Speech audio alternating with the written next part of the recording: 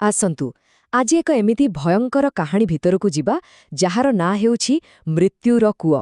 ଏହା ଏକ ରକ୍ତାକ୍ତ କାହାଣୀ ଯାହା ଶୁଣିଲେ ଦେହ ଶୀତେଇଯିବ। ତେବେ ଚାଲନ୍ତୁ ଏହି ରହସ୍ୟର ପରଦା ଉଠାଇବା। ଏମିତି ଏକ କୂଅ କଥା କେବେ ଭାବିଛନ୍ତି ଯେଉଁଠି ପାଣି ନୁହେଁ ବରଂ ଜୀବନ ହିଁ ମିଳିଯାଏ? ଗୋଟେ ଏମିତି କୂଅ ଯାହା ଶୋଷ ମେଣ୍ଟାଏ ନାହିଁ ବରଂ ଜୀବନ୍ତ ମଣିଷକୁ ନିଜ ଭିତରକୁ ଟାଣିନିଏ। ଆଜି ଆମ କାହାଣୀର ମୂଳଦୁଆ ହେଉଛି ଏହି ପ୍ରଶ୍ନ। ଚାଲନ୍ତୁ ଏହି ରହସ୍ୟର ଗଭୀରତାକୁ ଯିବ। ତେବେ କାହାଣୀର ଆରମ୍ଭ ହେଉଛି ଏକ ବହୁତ ହି ଭୟଙ୍କର ଜାଗାରୁ, ଯାହାର ନାଁ ହେଉଛି ମୃତ୍ୟୁର ମରୁଭୂମି। ଏହା ସହରଠାରୁ ବହୁତ ଦୂରରେ ଏକ ନିର୍ଜନ ଶୂନଶାନ ସ୍ଥାନ, ଯେଉଁଠି ଚାରିଆଡ଼େ ଖାଲି ବାଲି ଆଉ ନୀରବତା। କଥାଟା ହେଲା, ଏ ମରୁଭୂମି ଯେତିକି ଭୟଙ୍କର ଥିଲା ତାଠୁ ବେଶୀ ଥିଲା ତାର ଲୋଭ। ଖବର ଥିଲା ଯେ ଏଠି କିଛି ଦୁର୍ଲଭ ଆଉ ରହସ୍ୟମୟ ଖଣିଜ ପଦାର୍ଥ ମିଳୁଛି। ବସ୍ ଏହି ଲୋଭରେ ପଡ଼ି ଅନେକ ଲୋକ ସେଠାକୁ ଯାଉଥିଲେ, କିନ୍ତୁ କେବେ ଫେରୁ ନଥିଲେ। ସେମାନେ ସେହି ବିଶାଳ ବାଲି ରାଶିରେ କେଉଁଠି ନା କେଉଁଠି ସବୁଦିନ ପାଇଁ ହଜି ଯାଉଥିଲେ। ହେଲେ କିଛି ଭାଗ୍ୟବାନ ଲୋକ ଥିଲେ ଯେଉଁମାନେ ସେଠାରୁ ଫେରି ଆସିଥିଲେ।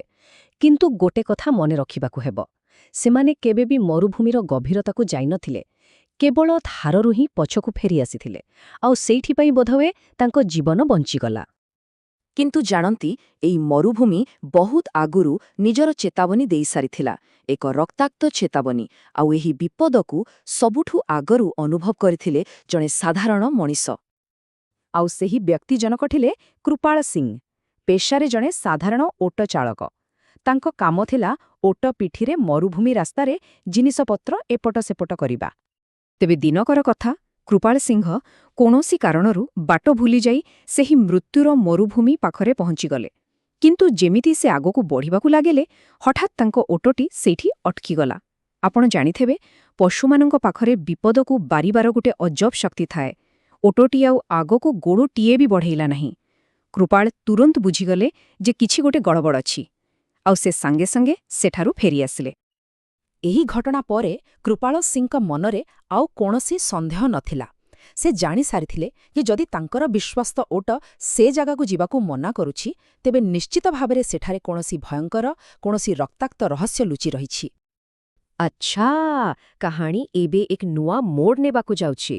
କୃପାଳ ସିଂଙ୍କ ଚେତାବନୀ ଆଉ ସ୍ଥାନୀୟ ଲୋକଙ୍କ ଭୟକୁ ପଛରେ ପକାଇ ବିଜ୍ଞାନ ଆଉ ଟେକ୍ନୋଲୋଜିରେ ସଜ୍ଜିତ ଏକ ନୂଆ ଟିମ୍ ସେଠାରେ ପହଞ୍ଚିଲା। ସେମାନେ ଜାଣିନଥିଲେ ଯେ ଏହା ହିଁ ଥିଲା ସେମାନଙ୍କର ଶେଷ ମିଶନ। କିନ୍ତୁ କାହିଁକି? କାରଣ ଥିଲା ଗୋଟେ ସରକାରୀ ଯୋଜନା। ସରକାର ସେହି ନିର୍ଜନ ମରୁଭୂମିରେ ଏକ ବହୁତ ବଡ଼ ସୋଲାର ପାୱାର ପ୍ଲାଣ୍ଟ ଲଗାଇବାକୁ ଚାହୁଁଥିଲେ। ସେମାନଙ୍କ ପ୍ଲାନ୍ ଏକଦମ ସିଧାସଳଖ ଥିଲା। ପ୍ରଥମେ ପୂରା ମରୁଭୂମିର ସର୍ଭେ କରିବା। ଦ୍ୱିତୀୟରେ ଏମିତି ଏକ ଜାଗା ଖୋଜିବା ଯେଉଁଠି ସବୁଠୁ ଅଧିକ ଆଉ ପ୍ରଖର ସୂର୍ଯ୍ୟକିରଣ ପଡ଼ୁଛି। ଆଉ ଶେଷରେ ସେହି ଜାଗାରେ ସୋଲାର ପ୍ଲାଣ୍ଟ ଲଗାଇବା। ସବୁକିଛି ବୈଜ୍ଞାନିକ ଉପାୟରେ ଆଉ ଯୋଜନାବଦ୍ଧ ଭାବରେ ହେଉଥିଲା। ରିସର୍ଚ୍ଚ ଟିମ୍ ନିଜର ସ୍ୱତନ୍ତ୍ର ହାଇଟେକ୍ ଗାଡ଼ିରେ ମରୁଭୂମିର ଗଭୀରରୁ ଆହୁରି ଗଭୀରକୁ ଯାଉଥିଲେ। କିନ୍ତୁ ସେମାନଙ୍କୁ ଜଣାନଥିଲା ଯେ ସେମାନଙ୍କ ପାଇଁ ବାଲିରେ ହିଁ ସମାଧି ଅପେକ୍ଷା କରିଛି। ତାପମାତ୍ରା ମାପି ମାପି ସେମାନେ ଆଗକୁ ବଢ଼ୁଥିଲେ। ଆଉ ଠିକ୍ ସେତେବେଳେ ସେମାନେ ସେହି ଜାଗାରେ ପହଞ୍ଚିଗଲେ ଯେଉଁଠାରୁ ଆଜି ପର୍ଯ୍ୟନ୍ତ କେହି ଫେରିନାହାନ୍ତି, ସେହି ମୃତ୍ୟୁର କୂଅ ପାଖରେ। ଆଉ ତାପରେ ଯାହା ହେଲା ତାହା କେହି କଳ୍ପନା ବି କରିନଥିଲେ। ସେମାନଙ୍କ ଗାଡ଼ିଟି ହଠାତ୍ ସେହି ମୃତ୍ୟୁର କୂଅର ଢାଲୁଆ ବାଲି ଉପରେ ତଳକୁ ଖସିବାକୁ ଲାଗିଲା। ବାଲି ଯେମିତି ସେମାନଙ୍କୁ ନିଜ ଆଡ଼କୁ ଟାଣୁଥିଲା। ଡ୍ରାଇଭର ଜଣକ ଗାଡ଼ିକୁ ସମ୍ଭାଳିବାକୁ ବହୁତ ଚେଷ୍ଟା କଲେ, ବ୍ରେକ୍ ବି ଲଗାଇଲେ, କିନ୍ତୁ କୂଅର ଢାଳୁ ଏତେ ଅଧିକ ଥିଲା ଯେ ସେ ସମ୍ପୂର୍ଣ୍ଣ ଭାବରେ ନିଜର ନିୟନ୍ତ୍ରଣ ହରାଇ ବସିଲେ। ଆଉ କିଛି ମୁହୂର୍ତ୍ତ ଭିତରେ ପୁରା ଗାଡ଼ିଟି ତା ଭିତରେ ଥିବା ଲୋକଙ୍କ ସହିତ ସେହି ମୃତ୍ୟୁର କୂଅ ଭିତରେ ସବୁଦିନ ପାଇଁ ଲୀନ ହୋଇଗଲା, ବାଲି ଭିତରେ ସମାଧି ନେଇଗଲା। କେହି କିଛି ବୁଝିବା ବା ଚିନ୍ତା କରିବାର ଆଗରୁ ହଜାର ହଜାର ଟନ୍ ବାଲି ଗାଡ଼ି ଉପରେ ମାଡ଼ି ବସିଲା। ଆଖି ପିଛୁଳାକେ ସବୁ ଶେଷ, ଗୋଟିଏ ବି ଚିହ୍ନବର୍ଣ୍ଣ ରହିଲା ନାହିଁ। ଘଟଣା ତ ଘଟିଗଲା, କିନ୍ତୁ କାହାଣୀ ଏଇଠି ସରି ନଥିଲା। ବରଂ ରହସ୍ୟ ଆହୁରି ବଢ଼ିବାକୁ ଯାଉଥିଲା, କାରଣ ଏଥର ଆଧୁନିକ ଟେକ୍ନୋଲୋଜି ମଧ୍ୟ ଧୋକା ଦେବାକୁ ଲାଗିଲା। କଥାଟା ଆହୁରି ଅଜବ ସେତେବେଳେ ହେଲା ଯେତେବେଳେ ସ୍ୟାଟେଲାଇଟ୍ ଫଟୋ ଯାଞ୍ଚ କରାଗଲା। କମ୍ପାନୀର ଜିପିଏସ୍ ସିଗ୍ନାଲ ତ ବନ୍ଦ ହୋଇଯାଇଥିଲା, କିନ୍ତୁ ସ୍ୟାଟେଲାଇଟ୍ ଫଟୋ ଦେଖାଇଲା ଯେ ଏକ ନିର୍ଦ୍ଦିଷ୍ଟ ସମୟ ପରେ ସେହି ଜାଗାର ଗାଡ଼ିଟି ସମ୍ପୂର୍ଣ୍ଣ ଭାବରେ ଗାୟବ ହୋଇଯାଇଥିଲା। ମାନେ ଯେମିତି ସେଠି କିଛି ଥିଲା ହିଁ ନାହିଁ। ଏହା କେମିତି ସମ୍ଭବ? ତେଣୁ ଗୋଟେ କଥା ସ୍ପଷ୍ଟ ଥିଲା, ଟେକ୍ନୋଲୋଜି ଏହି ରହସ୍ୟକୁ ସମାଧାନ କରିବା ବଦଳରେ ଓଲଟା ଆହୁରି ଜଟିଳ କରିଦେଉଥିଲା। ପ୍ରଶ୍ନ କମିବା ବଦଳରେ ବଢ଼ି ଚାଲିଥିଲା। ଯେତେବେଳେ ଲାଗୁଥିଲା ସବୁ ରାସ୍ତା ବନ୍ଦ ଆଉ କୌଣସି ଆଶା ନାହିଁ, ଠିକ୍ ସେତେବେଳେ ଗୋଟିଏ ଶେଷର ସୁରାଖ ମିଳିଲା। ଦେଖନ୍ତୁ, କମ୍ପାନୀର ତ ବହୁ ଟଙ୍କା ଏହି ପ୍ରୋଜେକ୍ଟରେ ଲାଗିଥିଲା, ତେଣୁ ସର୍ଭେ ତ ପୂରା କରିବାର ହିଁ ଥିଲା।